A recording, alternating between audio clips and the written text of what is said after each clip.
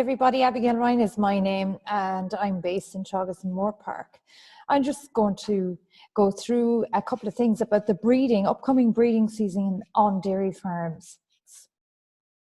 So just maybe to look at a sample herd, and this is an EBI report from a herd that I work closely with. So you've got the full report here for the herd average of 149. You can see the sub-indexes here are made up of 56 and 55 for the milk. I also want you to focus in on the maintenance, which is 21 in this report, which would mean not a very small cow, but not a very tall cow. A nice average size cow, maybe body weight 550 kilos. The health is only 2, and you'd like to see that higher. I'd like you to focus in here on this, which is a PD.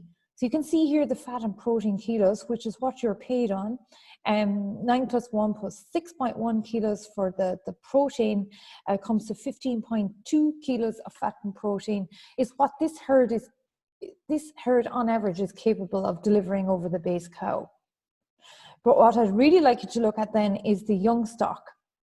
So these young stocks should be higher than the average for the herd. So when we combine again the protein kilos and the fat kilos, both combined are higher than the average for the herd.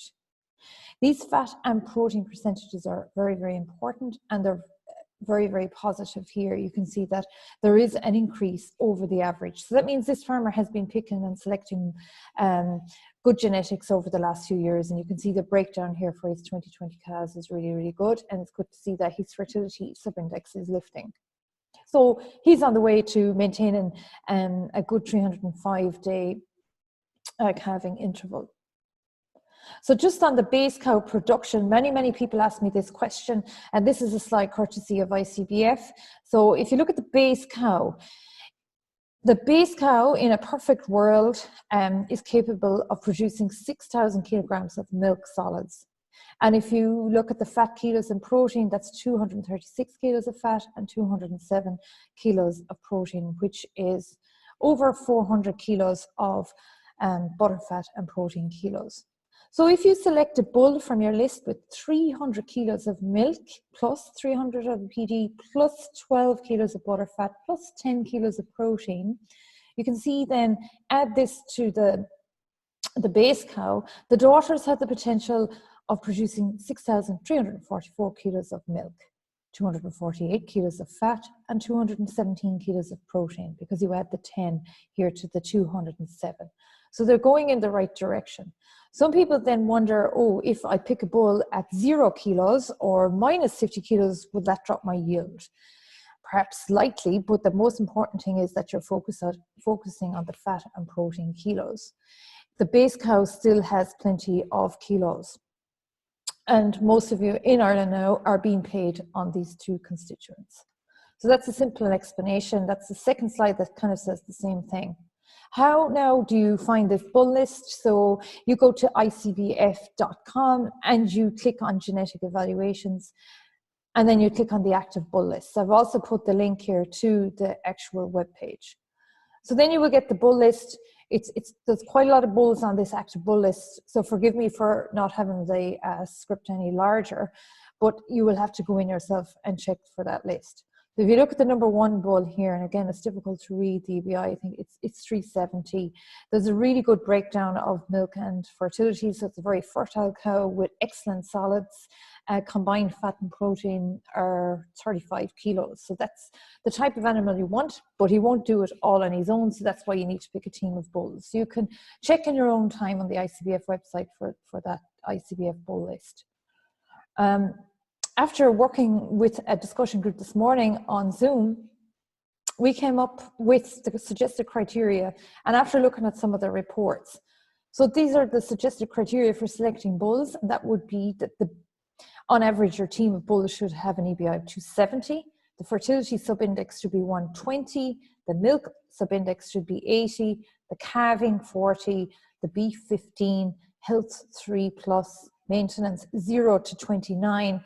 And what you would look at there, or the group suggested, was on the ones at 0 or close to 0 should be going on small cows, which you'll end up with a medium cow. And then the ones the bulls that you select 29 for should go on the taller cows.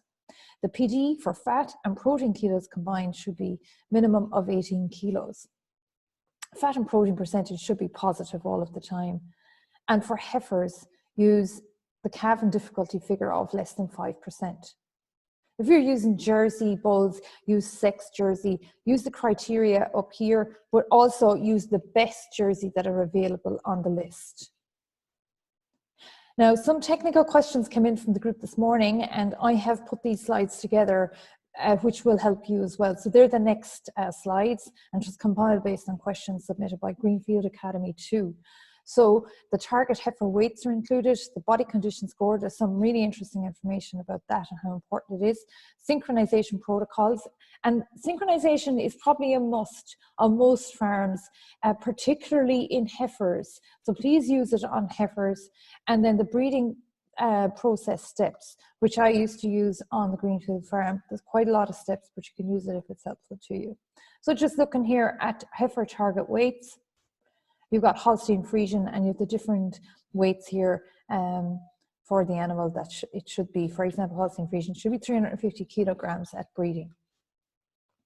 The body condition score, and there's some nice information here and work that was carried out in Moorepark, and this information is in the Moorepark Open Day book as well if you want to do some more reading. So if you look at this graph here, the proportion of cows that had resumed cycling at week 3 and week 7 after calving was much greater in cows that were of body condition score 2.75 to 3.25. All right, so that's what you need to work on at the moment, which your body condition score. You still have time. Stephen Butler has put these really good slides together on synchronization of heifers. And like I said earlier, this is a really good one. It's the cheapest one to use for heifers. So for example, you just let them go normal for 7 days, then you PG them on day 7 and again on 18 to get the ones that weren't maybe served. So that's really all I have to say for the moment. Thanks, be safe. Email me if you have some questions. I'll get back to you with an answer as soon as I can.